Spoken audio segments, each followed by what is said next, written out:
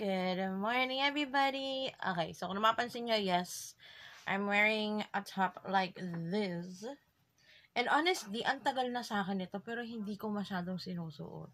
I don't know, it looks nice. Like, binili ko to sa Shopee. Nalala ko sa Shopee ko to binili. Siguro kasi yung neck, medyo...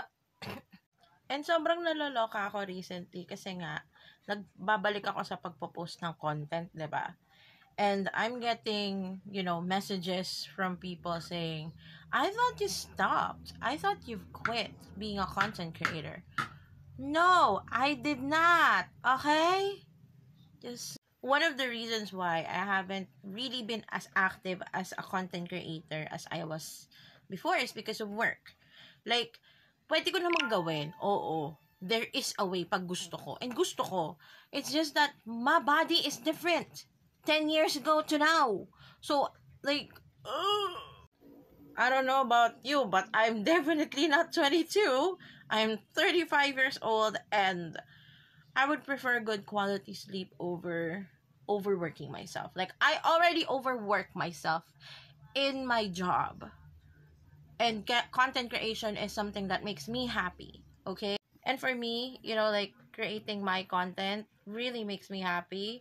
But I don't want to overwork myself just to create content. I would prefer overworking myself for my job because that means I'm getting money. Because creating content for me now doesn't really bring in money, okay? I don't really get a lot of sponsored posts. So, to everyone that's asking, yes, I'm back to creating content.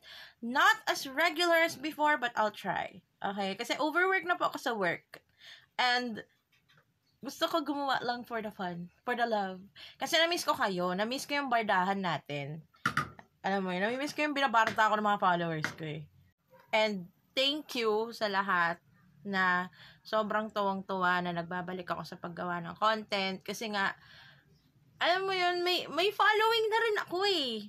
Hindi ganun kadami, pero meron. Like, I can count with my hands how many followers I have that I truly, truly love. And I love you guys so much. So you can expect more, uploads soon, for sure.